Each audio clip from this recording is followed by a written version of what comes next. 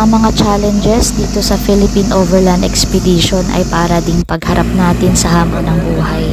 Susubukan ang tatag mo, ang husay mo, at kung paano ka bumangon mula sa pagkakalugmok at pagkadapa.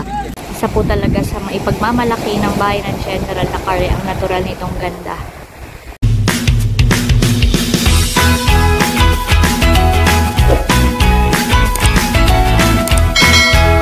Hi guys! Isang mapagpala at mapagpalayang araw po sa ating lahat. For today's vlog po, dito po ako ngayon sa pagsisimula ng Philippine Overland Expedition dito po sa bayan ng General Nakar.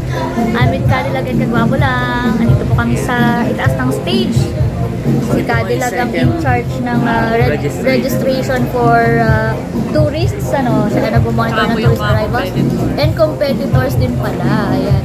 Sir Albert? So ito po yung ating second time ng Philippine Overland Expedition. Nung first time po natin ay tayo nagpunta sa Masanga. So yun po ay 2020. Na-i-vlog ko din yun nung tayo ay nag-camping sa Masanga. So actually ngayon po magka-camping ulit tayo sa Masanga bukas. So ngayong araw, day 1 po ay flag off ceremony. Ibig sabihin pagsisimula and official na kick-off program nitong ating Philippine Overland Expedition. Dito sa stage yung registration guys. Tapos sa baba andyan na yung ating mga competitors, participants. Yung iba ay nasa likod ng municipal building. At ayan, nandyan din si Mayor saka si Mar Rojas. Sila yun nandyan sa baba. So punong-puno na naman po ng excitement and adventure filled ang activity na ito. At iyan po ang aking i-feature dito sa aking vlog.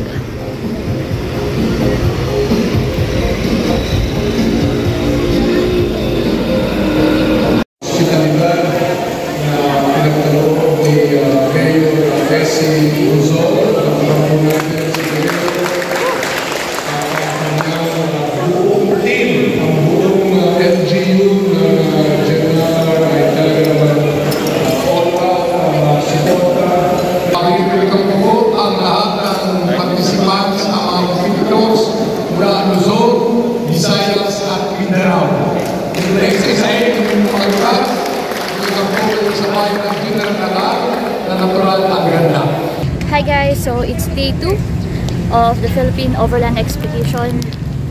At ngayon naman po magkakaroon sila ng challenge dito po sa magkakaroon sila ng challenge dito po sa racetrack. Tapat lang ito ng municipal grounds. Pupunta po tayo ngayon doon para siguruhin ligtas ang ating event. Naka-standby po dito ang ambulance at ang ating mga health workers. Andito na rin po sila.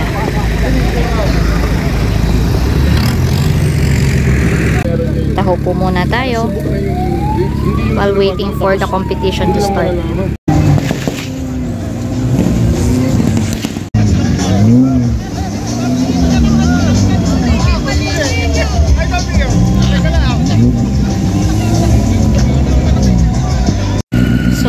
Dito po nagkaroon ng problema yung sasakyan at dahil nga team sila, ang problema ng isa, problema ng buong team, walang iwanan dapat.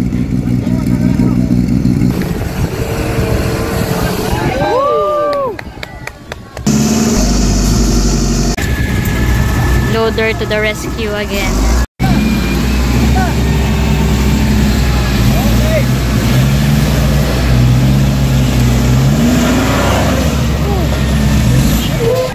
After po ng mga activities namin dito po sa Barangay Anuling, ay papunta naman po kami ngayon sa Sitio Masanga sa Barangay Kanaway para doon naman po ituloy ang iba pang bahagi ng Philippine Overland Expedition. Yan.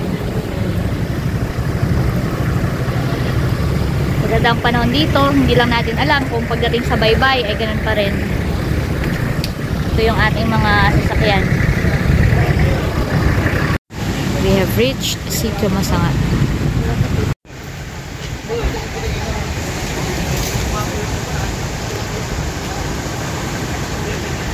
Isa po talaga sa maipagmamalaki ng bayan ng General Nakare ang natural nitong ganda. At isa po itong Masanga Point sa itinuturing na tourist attraction site. Napakaganda po talaga dito. At very relaxing. Ilang beses na rin tayo bumalik dito guys sa Masanga. At ilang beses ko na rin yatang na-feature ito sa vlog ko. Pero every time, namamangha pa rin ako sa ganda nitong lugar. Ito po ang aming dinner. Pritong isda. Mayroong pako salad. Wow, tinuto. Also known as laing. Inihaw na isda. At syempre, pag may inihaw na isda, may kapartner na sausawan. Sarap. Dinner time.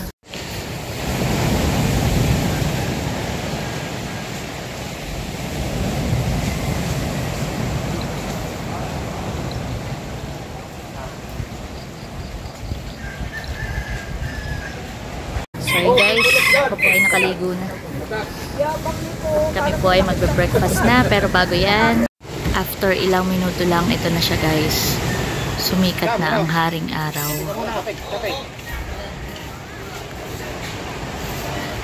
Good morning, Masanga. For our breakfast, we have gulay. Meron din kaming bangus. Ano to? Ay, yung kagabi na isda. Plus itlog. Kain na po tayo.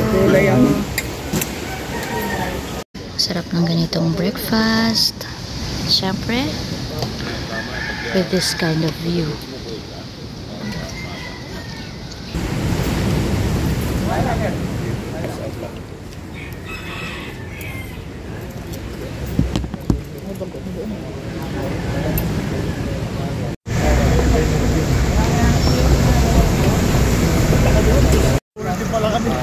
So, ang amin po mayor ay pumupunta dito, lumalapit at nakikikumusta sa mga competitors at campers to make sure na okay naman sila.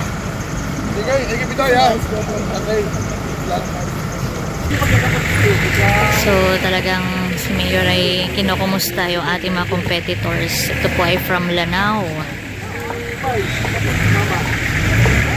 Para masiguro nila na safe sila dito at maayos naman kanilang sitwasyon. Ini-isa-isa lang ating mayor silang puntahan. Napansin po namin na ang ganda po ng tent nila dito. Mahal yung ganayan. Parang pag ganyan kalaking tent ay kasya ang Team Hitik. Opo, yun po yung parang festival talaga namin.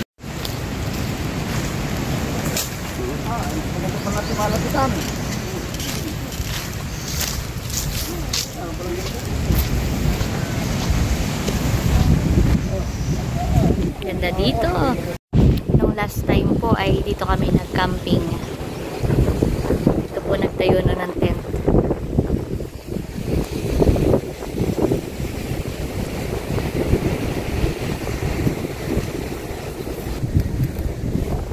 Kapaganda po talaga dito.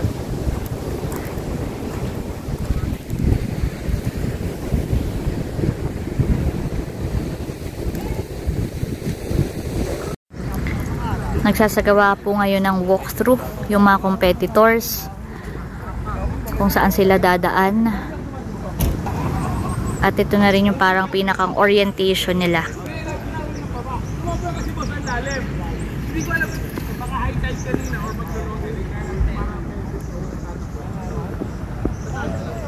So habang hinihintay natin na magsimula ang kanilang competition, punta tayo dito. Tara! Ladilat.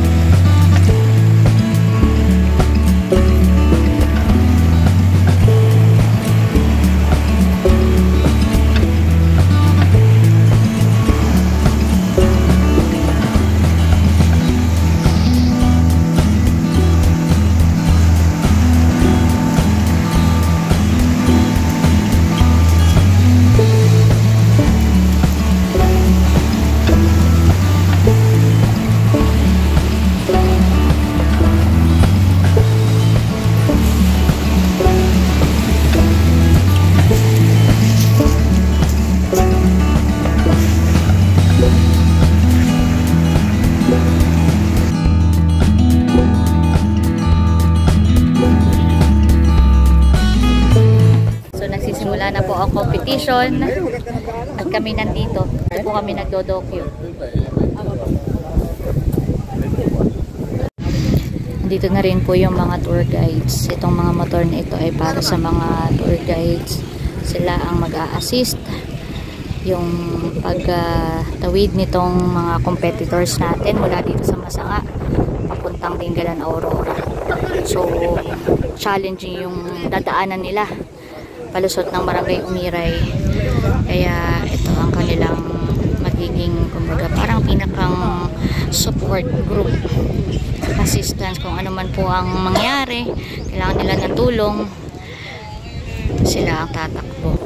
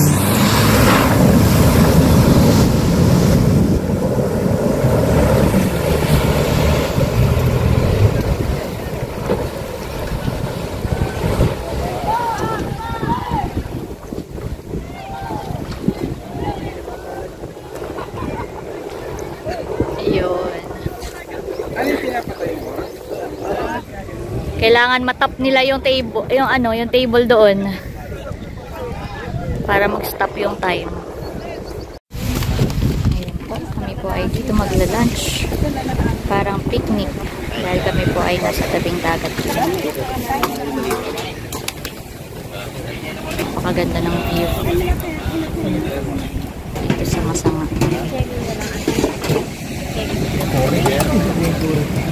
Sarap ng ulam. Meron ding sabaw. Bihila ka nga. Sino doktora? Andoon. Dinala na namin. Ano yung DC na dyan? Oo. Nandun kila Arnel. Hindi nga kami nagkita na kila Arnel. Oh, kain na. Tanghaling tapat na po.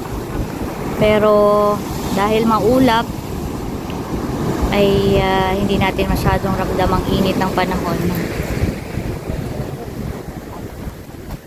At ito yung kung saan nag-lunch ang mga kawani ng lokal na pamahalaan. Talaga pong dito po ikuan na nakaka-relax.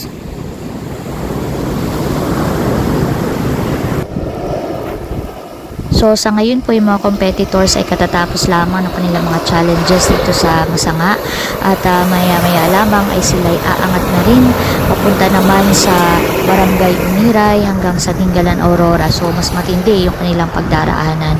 Kaya habang nagpapahinga sila, si Mayor naman ngayon ang sumusubok dun sa challenge.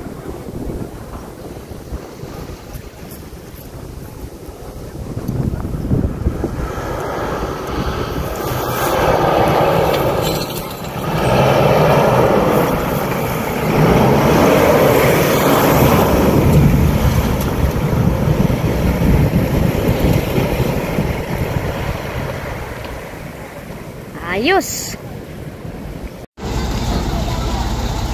At dahil kami po ipaangat na rin maya-maya ay yung mga dala naming tables, ayan, ibabalik na po ko. Ito ang aking makasama sa GSO, ang in charge dito.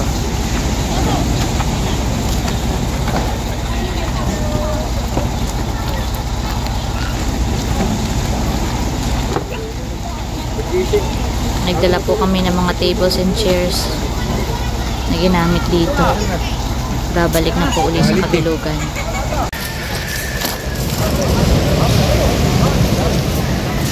Meron pong dumaong na bangka. Tingnan natin kung marami silang huli.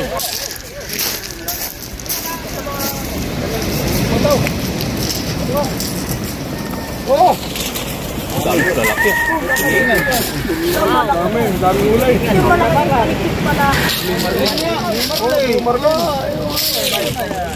Wow, laki.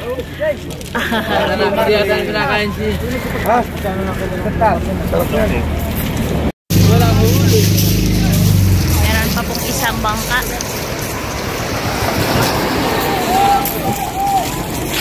Karamihan din po ng mga nandito sa Barangay Kanaway ay mga mangingisda dahil nga sila ay malapit sa dagat.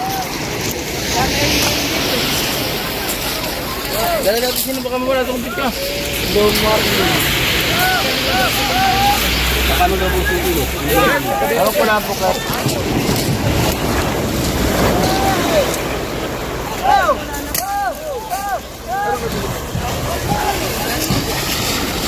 Bahagi ng pagbabayanihan talaga ng mga Pinoy. Isang kaugalian at tradisyong hindi nawawala ay yung ganito. Nagtutulungan at nagbabayanihan.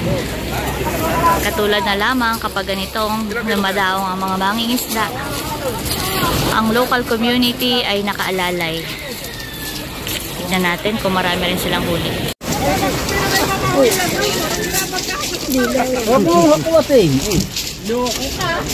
Madami.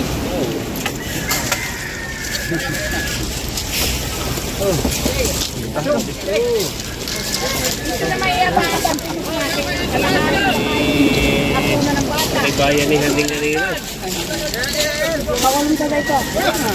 Dapat pala tayo may dala ding kuwan as styrofoam para tayo nakabili ng isda. Ayun ang maigi ah. Parang walang 2 oras kayo.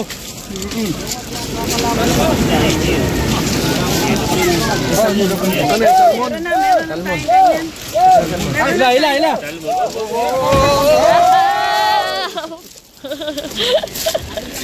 Yellowfin, salmon. Baka yung mga 3 kayo, yung ilog ng yun. Saan?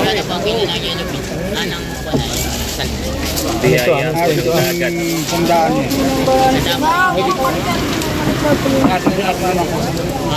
Sariwang talaga. Bagong huli. Ay, kulay ba yun eh? Sorry, oo. Ano yan? Yan ay BTS. Walang dayaan sa hatian. Wala pong dayaan sa hatian. Baka may mawalan ha. Bigay lang. Pahingi doon sa sa mga Medyo mabigat nga po ng inusong namin yun. iya. Medyo mabigat. Ang aming inusong namin.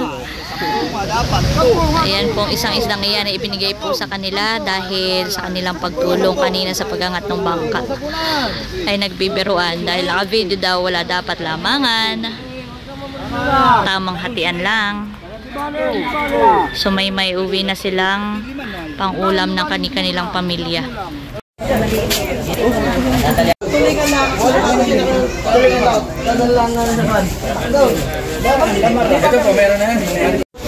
Ito po ang aming dinner.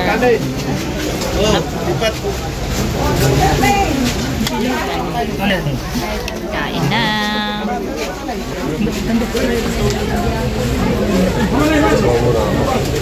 Kami po ngayon ay pauwi na at siyak na gabi na po kami makakarating sa Kabayanan. Sa aming pag-uwi, kaon namin ang mga magagandang alaala at masayang karanasan mula dito sa Sitio Masama.